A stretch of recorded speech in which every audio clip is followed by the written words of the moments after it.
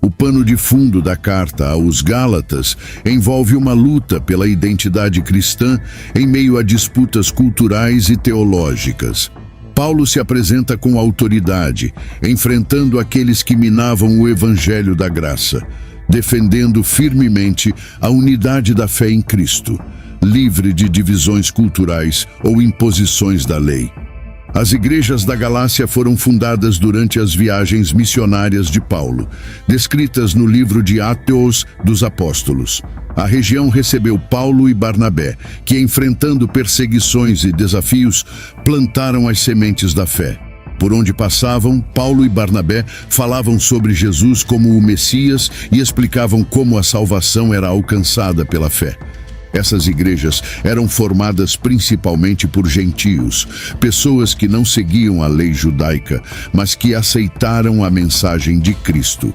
Eles foram batizados e ensinados a viver pela graça, algo novo e libertador para aqueles que vinham de contextos religiosos diversos. Paulo via essas comunidades como evidências vivas do poder transformador do Evangelho e da obra do Espírito Santo. A fundação dessas igrejas não foi sem lutas. Em cada cidade, havia quem se opusesse à mensagem de Paulo, incluindo judeus que acreditavam que a lei de Moisés ainda era essencial para a salvação.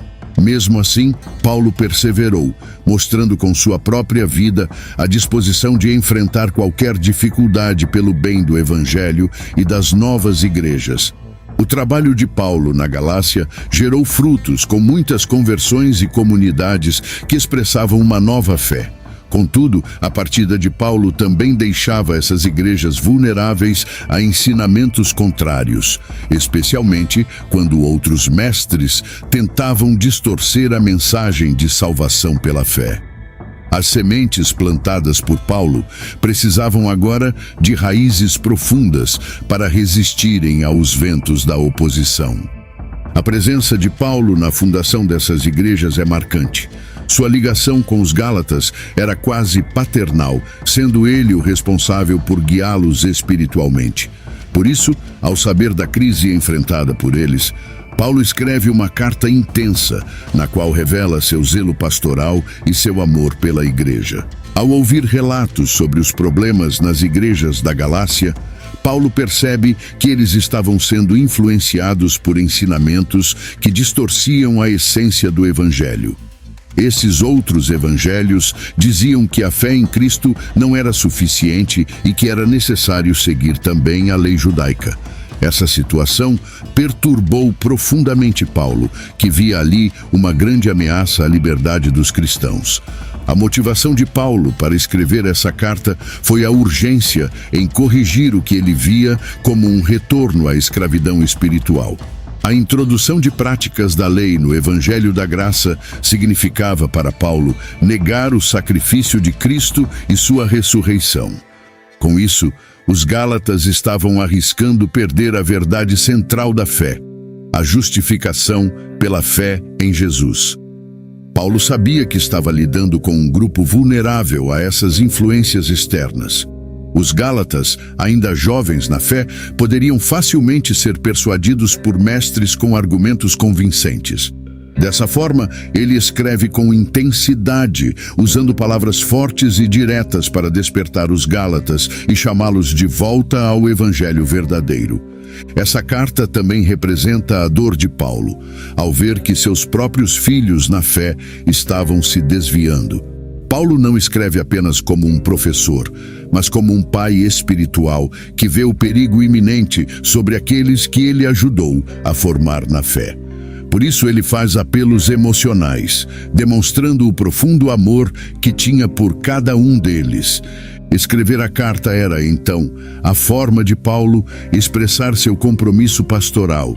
Ele sabia que a verdade precisava ser defendida, e sua carta aos Gálatas reflete o compromisso de Paulo com a verdade, independentemente das consequências e das críticas que ele mesmo pudesse receber. Os judaizantes eram um grupo de cristãos judeus que acreditavam que, para alguém se tornar cristão, era necessário seguir toda a lei de Moisés, incluindo a circuncisão. Para eles, a fé em Cristo era importante, mas insuficiente sem a obediência aos preceitos judaicos. Esse ensino encontrou terreno fértil entre os gálatas, que ainda tinham dúvidas sobre a aplicação da lei. Esses mestres apresentavam argumentos aparentemente bíblicos, alegando que a circuncisão era o sinal da aliança com Deus, como dado a Abraão. No entanto, ao tentarem impor essa prática aos gentios, estavam ignorando que em Cristo as promessas feitas a Abraão tinham sido cumpridas e que a nova aliança não dependia mais dos ritos antigos. Paulo viu nesses ensinos uma séria ameaça à fé cristã e à unidade da igreja. Ele entendia que se os gentios fossem obrigados a seguir a lei, o evangelho seria distorcido. Para Paulo, voltar a práticas como a circuncisão representava um retorno à escravidão, da qual Cristo havia libertado todos, tanto judeus quanto gentios. A presença dos judaizantes exigia que Paulo fosse claro sobre a liberdade dos gentios em Cristo. Ele escreve para afirmar que, em Cristo, a justiça de Deus foi cumprida de forma plena. Os cristãos não precisavam mais da lei para serem considerados justos. A justiça vinha pela fé e pela obra de Cristo.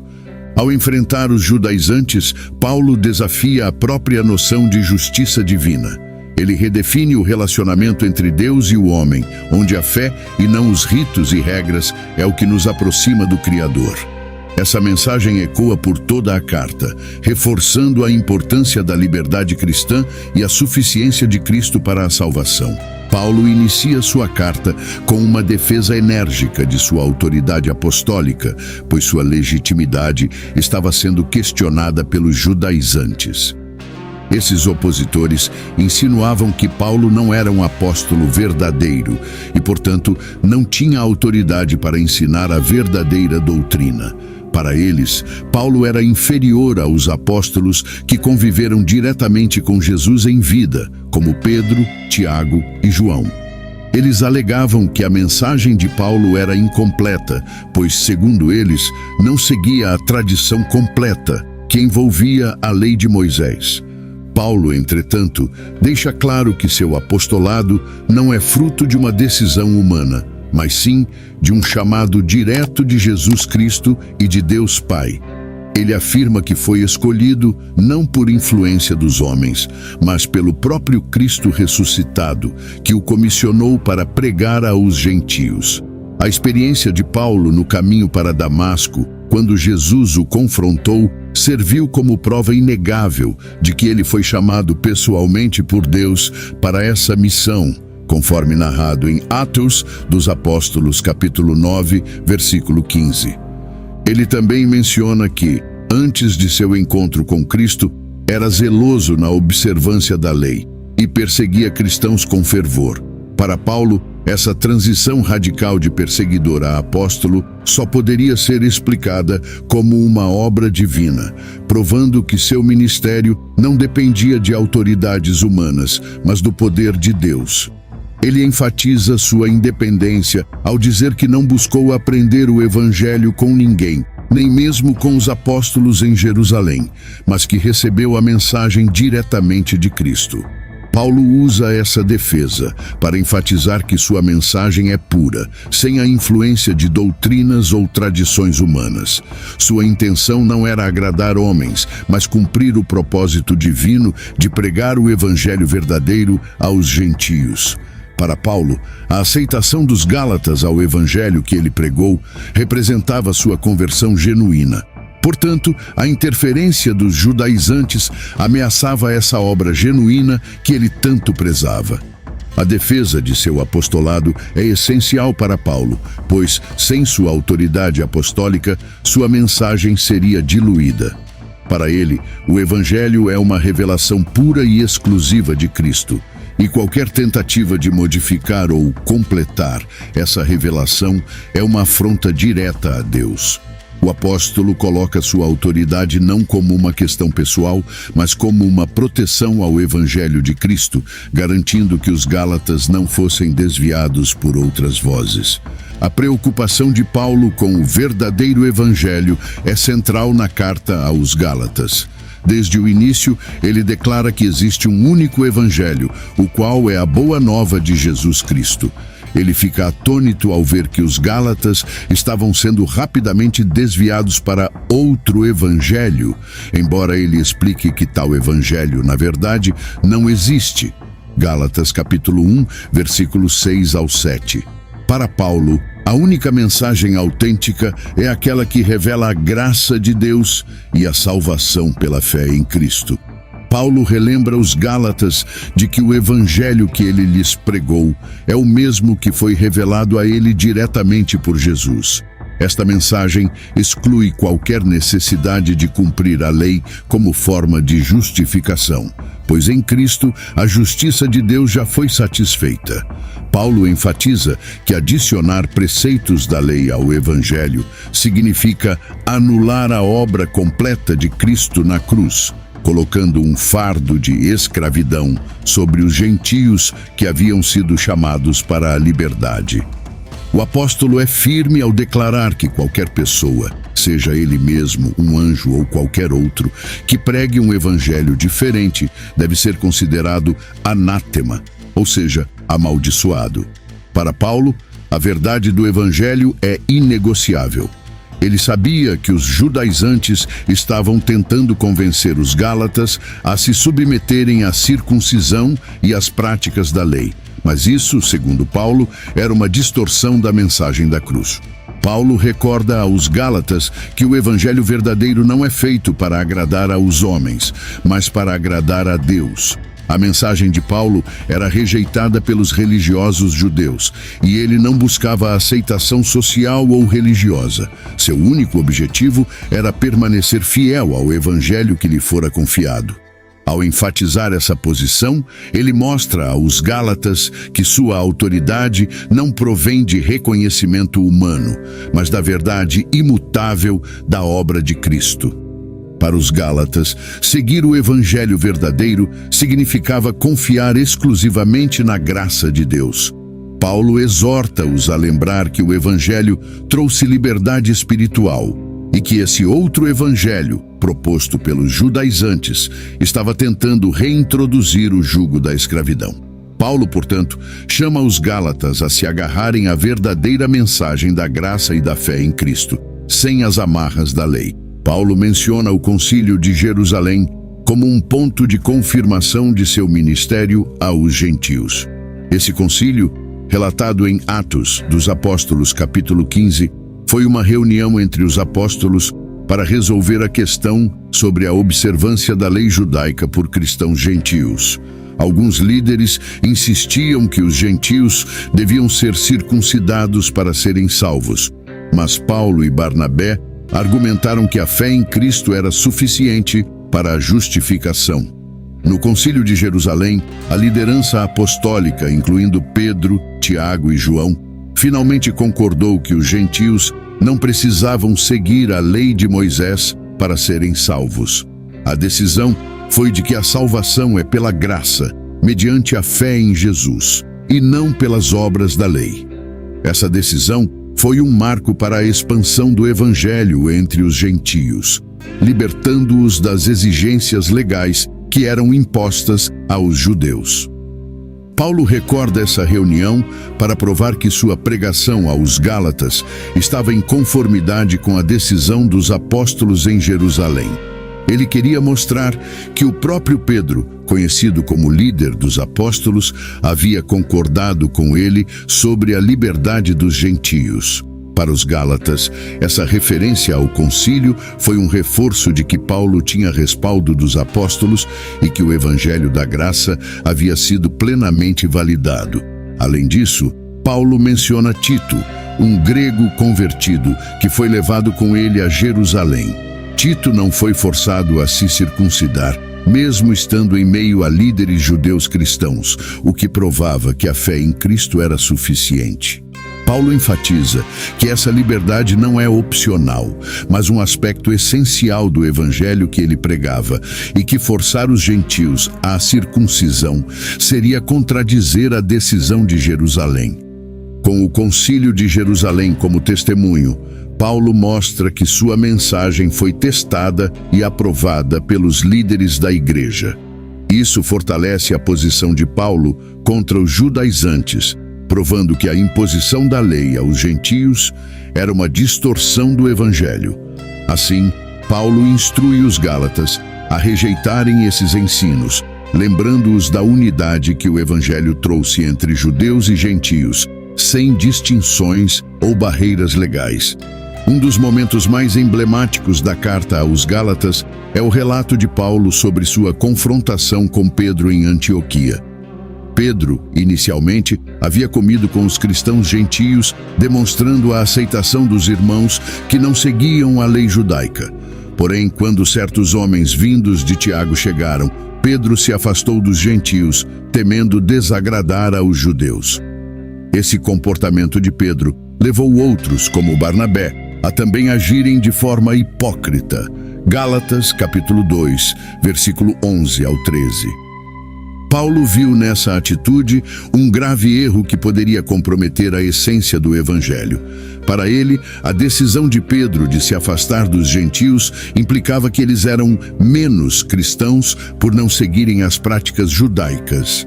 Tal atitude transmitia a ideia de que o evangelho não era suficiente para unir judeus e gentios, insinuando que a observância da lei era necessária para a plena comunhão. Com coragem, Paulo confrontou Pedro publicamente, declarando que a postura dele estava em desacordo com a verdade do evangelho. Ele expôs a incoerência de Pedro, mostrando que, como judeus, eles sabiam que a justificação não vem pela lei, mas pela fé em Cristo. Paulo, ao fazer isso, não estava buscando diminuir Pedro, mas defender a liberdade dos gentios e a integridade do evangelho. Esse episódio demonstra a seriedade com que Paulo defendia a fé em Cristo. Para ele, qualquer ação que sugerisse superioridade religiosa ou cultural era uma violação da obra redentora de Jesus. Se o evangelho havia unido judeus e gentios em uma nova família espiritual, atitudes como a de Pedro ameaçavam essa unidade. Essa confrontação foi uma defesa prática do evangelho e da igualdade entre os membros do corpo de Cristo. Ao contar essa história aos Gálatas, Paulo reforça que, em Cristo, não há espaço para divisões baseadas na cultura ou na lei. A justiça e a comunhão vêm unicamente da fé, sem intermediários ou ritos que diferenciem os cristãos. Esse relato deixou claro para os Gálatas que a liberdade em Cristo é a base da nova comunidade de fé, onde todos são igualmente amados e justificados. A justificação pela fé é o coração teológico da carta aos Gálatas. Paulo deixa claro que a justificação, ou seja, o ato de ser declarado justo perante Deus, não vem pela observância da lei, mas unicamente pela fé em Cristo Jesus. No capítulo 2, versículo 16, Paulo diz: "O homem não é justificado por obras da lei, e sim mediante a fé em Cristo Jesus." Com essa afirmação, ele desfaz qualquer ideia de que as obras humanas, por melhores que sejam, podem contribuir para a salvação. Para Paulo, o sistema da lei tinha um propósito específico: mostrar a impossibilidade de o homem alcançar a perfeição divina por suas próprias forças. O pecado impede que alguém alcance a santidade exigida pela lei. E, portanto, o cumprimento das regras não consegue remover a natureza pecaminosa. Dessa forma, a lei expõe a necessidade de um Salvador, alguém que pudesse cumprir a justiça de Deus em nosso lugar. Cristo se torna essa solução perfeita ao assumir a culpa de nossos pecados na cruz.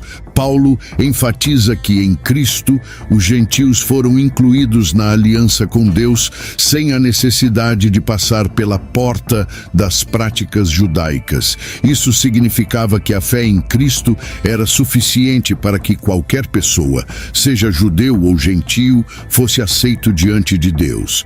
Paulo aponta que o sacrifício de Jesus foi completo e definitivo, o que significa que não há mais necessidade de ritos e cerimônias para manter ou validar essa justificação. Ao colocar fé em Cristo, os Gálatas foram libertados de um sistema de normas e passaram a viver na liberdade do Evangelho. Essa liberdade, contudo, não significa uma vida sem santidade ou disciplina. Paulo mostra que a fé verdadeira produz uma vida de obediência e transformação guiada pelo Espírito Santo. Em vez de obedecer à lei como um conjunto de regras externas, o cristão vive com um coração transformado, sendo guiado por uma nova motivação interior. Assim, Paulo refuta a ideia de que a fé seja uma licença para pecar. Ao contrário, a fé leva à transformação genuína. Paulo alerta os Gálatas que, ao tentarem retornar às práticas da lei, estavam, na verdade, desprezando a graça de Deus e anulando o sacrifício de Cristo. Se a justiça pudesse ser obtida por meio da lei, Cristo teria morrido em vão. Para Paulo, aceitar a justificação pela fé era aceitar o Evangelho em sua plenitude, uma boa nova que oferecia liberdade, restauração e uma nova vida em comunhão com Deus. Outro ponto central da carta é a relação entre a lei de Moisés e a promessa feita a Abraão. Paulo argumenta que a promessa de Deus a Abraão foi feita muito antes da lei, ou seja, a promessa de abençoar todas as nações através de sua descendência foi dada 430 anos antes da entrega da lei no Monte Sinai. Para Paulo, essa distinção temporal é importante porque mostra que a lei não anula a promessa, mas, pelo contrário, a confirma. Paulo esclarece que a lei foi dada por um propósito específico e temporário: ser um aio ou tutor que conduziria o povo de Israel até Cristo. A lei tinha a função de mostrar a pecaminosidade humana e a incapacidade de obedecer plenamente a Deus por conta própria. Ela expunha o pecado, revelando a necessidade de um Salvador. Em Gálatas, capítulo 3, versículo 24, Paulo diz que a lei foi o nosso tutor até Cristo, para que fôssemos justificados pela fé. A promessa, por outro lado, foi dada de forma incondicional e permanente. Deus prometeu a Abraão que, através de sua descendência, que Paulo identifica como Cristo, todas as nações seriam abençoadas. Isso significa que a promessa de salvação é acessível a todos que creem, e não limitada àqueles que seguem a lei. Para Paulo, a vinda de Cristo é o cumprimento dessa promessa, e sua obra é o único meio de inclusão na família de Deus. Ao explicar essa diferença, Paulo reforça que os cristãos gálatas são filhos da promessa e não da lei.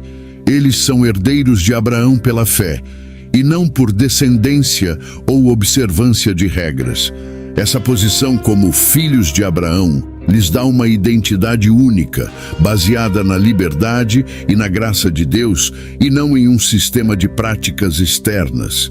Paulo exorta os Gálatas a rejeitarem qualquer ensino que sugerisse que a lei substituía ou complementava a promessa. A lei, portanto, cumpriu seu papel ao apontar para Cristo. Agora, em Cristo, a promessa está completa, e os cristãos não precisam mais viver sob o jugo da lei. Paulo conclui que a fé em Cristo é o que nos torna filhos de Deus e herdeiros das promessas feitas a Abraão.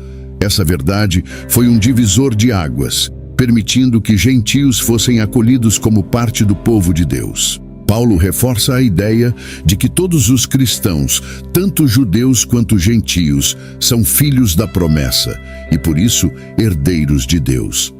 Ele argumenta que pela fé em Cristo, todos os que creem são considerados descendentes de Abraão. Esse conceito era especialmente poderoso para os gentios, que antes eram vistos como forasteiros da aliança, sem acesso às bênçãos prometidas a Israel. Agora, em Cristo, eles são adotados na família de Deus e têm acesso pleno a essas promessas. Ao chamar os Gálatas de filhos da promessa, Paulo relembra o conceito de adoção espiritual. Ele descreve a condição dos gentios antes de Cristo como uma situação de orfandade espiritual. Mas pela fé, eles foram acolhidos como filhos, com o mesmo direito a todas as bênçãos da aliança. Essa adoção não depende de práticas externas ou de linhagem, mas da graça e da fé. Assim, os gentios, que antes eram estrangeiros, são agora co-herdeiros do reino. Para ilustrar essa verdade, Paulo usa a imagem de um herdeiro que, enquanto criança, não tem poder sobre sua herança, mas ao atingir a maioridade, toma posse de tudo. Ele explica que a humanidade, antes de Cristo, estava em uma condição semelhante, aguardando o tempo designado por Deus para herdar a promessa. Quando Cristo veio, ele resgatou a todos, dando-lhes a condição plena de filhos e herdeiros da salvação. Essa herança significa uma nova identidade e uma nova posição diante de Deus. Agora não há mais distinção entre judeu e gentil, pois todos são um só em Cristo. Gálatas capítulo 3, versículo 28. Paulo quer que os Gálatas compreendam que, como filhos da promessa, eles já possuem tudo o que precisam em Cristo e não precisam buscar validação em práticas judaicas. A herança da vida eterna e da comunhão com Deus é concedida pela fé. Paulo exorta os Gálatas a viverem de acordo com essa identidade de filhos, rejeitando qualquer ensinamento que tentasse impor um sistema de méritos para alcançar a herança divina. Como herdeiros, eles foram chamados à liberdade e a uma nova vida, capacitados pelo Espírito de Deus. A herança espiritual não está em práticas da lei, mas na relação viva e dinâmica com o Pai, através de Cristo. Paulo apresenta uma alegoria poderosa para ilustrar a diferença entre a escravidão da lei e a liberdade da promessa. Agar e Sara. Ele relembra a história de Abraão e seus 2 filhos, Ismael, filho da escrava Agar, e Isaque, filho de Sara, a esposa livre. Paulo explica que esses 2 filhos representam 2 pactos. Ismael representa o pacto da lei, feito no Monte Sinai, e Isaque representa o pacto da promessa, dado pela fé. Gálatas capítulo 4, versículo 22 ao 26. Agar, como escrava, representa a antiga aliança e a Jerusalém terrena, que estava em escravidão espiritual. Ela deu à luz Ismael segundo a carne, ou seja, como resultado dos esforços humanos. Esse filho nasceu por meio de um plano humano, já que Abraão e Sara tentaram ajudar a promessa de Deus por meio de Agar. Isaque, por outro lado, foi o filho da promessa, nascido de forma milagrosa, como resultado da intervenção direta de Deus, sem os esforços humanos. Para Paulo, os Gálatas são como Isaque, filhos da promessa, nascidos pela fé e pela obra do Espírito. Ele adverte que aqueles que tentam retornar à lei estão, na verdade, escolhendo a condição de escravidão representada por Agar e Ismael. Esses mestres judaizantes, ao insistirem na circuncisão e na lei, estavam rejeitando a liberdade oferecida por Cristo e optando por viver debaixo do jugo da lei. Paulo exorta os Gálatas a expulsarem a escrava e seu filho, ou seja, a rejeitarem qualquer tentativa de dependência das práticas da lei para alcançar a salvação.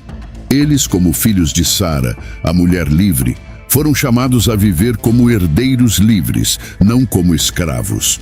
Essa liberdade não é apenas um conceito espiritual, mas a base de uma nova vida em Cristo, onde as barreiras culturais e religiosas são derrubadas.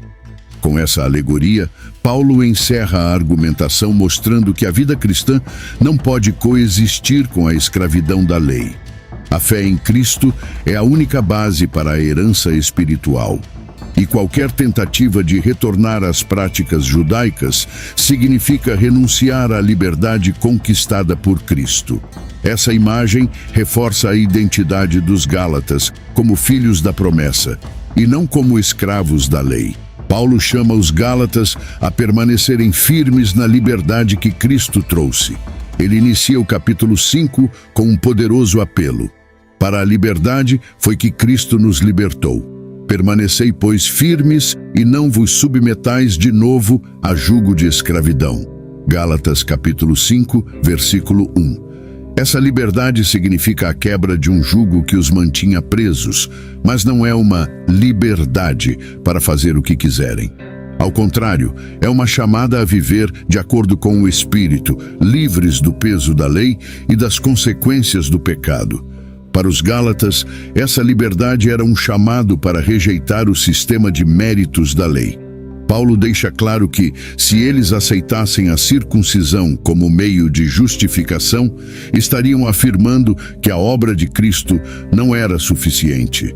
E se a lei fosse necessária, a graça perderia seu valor. Paulo exorta que uma volta à lei significaria uma queda da graça, pois o Evangelho não pode coexistir com a dependência das obras.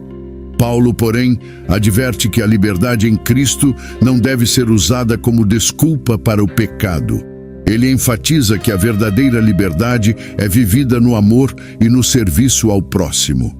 Em Gálatas capítulo 5, versículo 13, ele diz: Não useis da liberdade para dar ocasião à carne e sede, antes servos uns dos outros pelo amor. Para Paulo, a liberdade em Cristo é uma vida de serviço, pois o amor deve governar as ações do cristão em vez da busca egoísta por satisfação própria. Ele também explica que, quando a vida cristã é guiada pelo Espírito, ela gera frutos que refletem o caráter de Cristo. A liberdade é, portanto, um caminho de obediência motivada pelo Espírito, onde os impulsos da carne são subjugados. Paulo orienta os Gálatas a buscarem essa liberdade ativa, onde o Espírito Santo transforma a natureza humana, capacitando-os a viver uma nova vida. Assim, Paulo desafia os Gálatas a rejeitarem o jugo da lei e a buscarem uma liberdade verdadeira em Cristo. Ele ensina que essa liberdade não é uma ausência de regras, mas uma entrega completa a Cristo, onde a vontade do Espírito prevalece sobre a carne. É uma liberdade que renova e capacita o cristão a viver uma vida que reflete o amor, a paz e a justiça de Deus. Em Gálatas capítulo 5, versículos 16 ao 26, Paulo apresenta uma comparação entre as obras da carne e o fruto do Espírito, delineando o contraste entre a vida controlada pelos desejos carnais e a vida guiada pelo Espírito Santo. As obras da carne incluem atitudes e comportamentos como imoralidade, impureza, idolatria, inimizades, ciúmes, iras e divisões. Essas ações são resultados do egoísmo e da natureza pecaminosa humana, características da vida sem Deus. Essas obras demonstram como o ser humano, quando guiado por seus próprios impulsos, está em constante conflito, buscando prazer pessoal e negligenciando a vontade de Deus. Para Paulo, aqueles que vivem segundo esses desejos não herdarão o reino de Deus, pois estão seguindo um caminho que se opõe ao caráter divino. Ele deixa claro que o Evangelho não permite espaço para esses comportamentos, pois o cristão foi chamado para uma nova vida em Cristo. Em contrapartida, Paulo descreve o fruto do Espírito: amor, alegria, paz, longanimidade, benignidade, bondade, fidelidade, mansidão e domínio próprio. Diferente das obras da carne, o fruto do Espírito é singular, significando que essas virtudes são parte de um só fruto produzido pela presença do Espírito na vida do crente.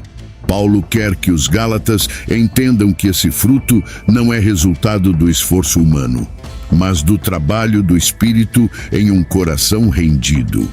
Ele encoraja os Gálatas a andarem no Espírito, ou seja, a permitirem que o Espírito Santo governe suas ações e desejos. Essa caminhada implica em renunciar às vontades da carne, tomando o caminho da obediência a Deus. A vida no Espírito é evidenciada quando o crente demonstra essas virtudes, as quais não são apenas boas ações, mas uma transformação completa de caráter e perspectiva.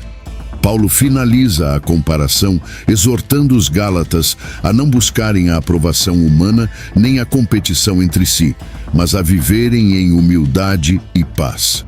Ele ensina que o cristão, ao ser guiado pelo Espírito, é capaz de refletir a glória de Deus, evidenciando a diferença entre a vida antiga e a nova criação em Cristo. Ao longo de sua carta, Paulo ressalta a importância do amor como a força que une e sustenta a comunidade cristã. Ele afirma que toda a lei se cumpre em um só mandamento: amarás o teu próximo como a ti mesmo. Gálatas capítulo 5, versículo 14. Para Paulo, o amor é o cerne da vida cristã e o verdadeiro cumprimento da lei.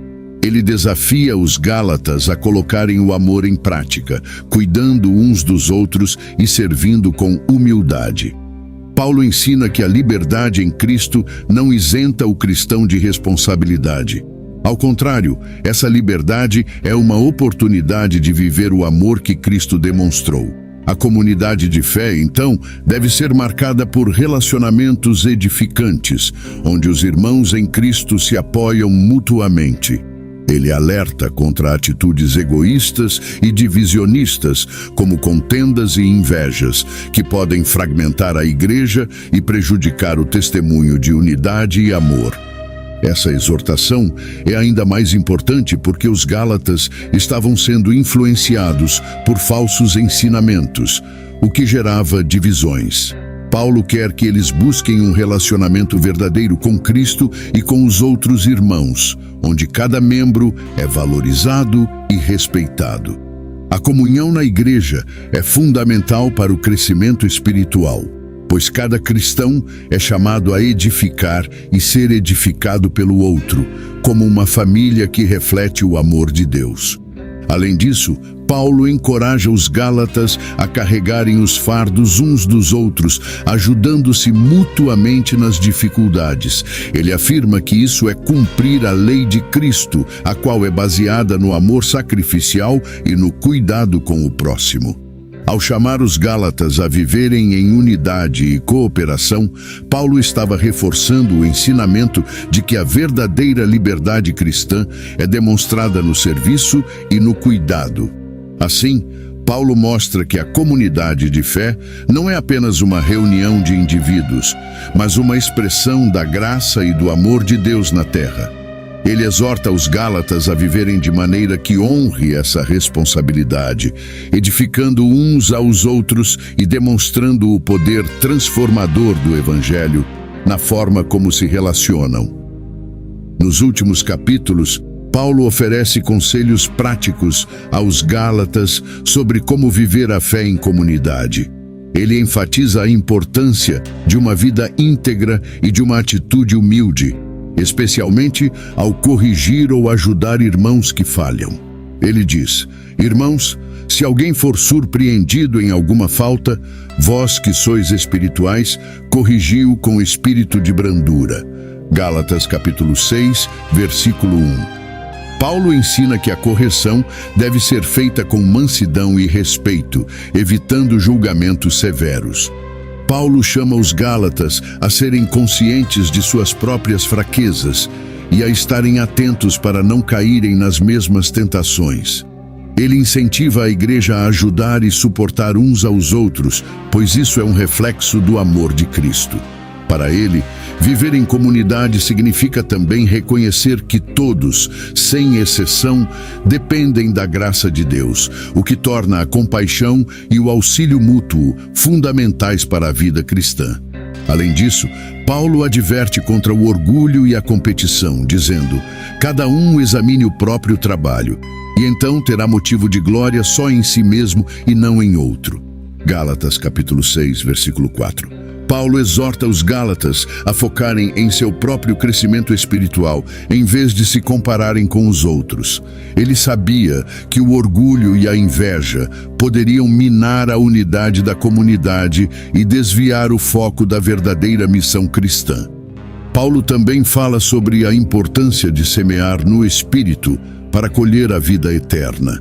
Ele ensina que, assim como um agricultor, o cristão deve investir em seu crescimento espiritual, fazendo escolhas e ações que fortaleçam sua caminhada com Deus.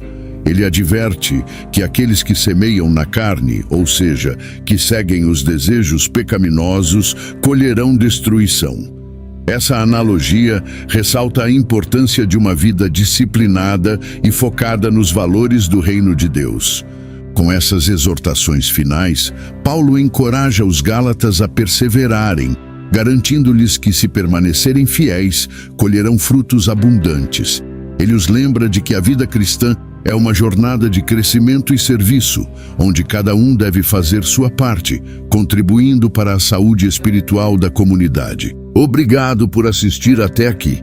Não se esqueça de se inscrever no nosso canal Códigos das Escrituras para continuar a sua jornada de aprendizado espiritual. E se você deseja aprofundar seu conhecimento, confira o guia exclusivo na descrição do vídeo. Ele vai te levar a um novo nível de entendimento das Escrituras e dos mistérios divinos. Até a próxima, e que Deus continue iluminando sua jornada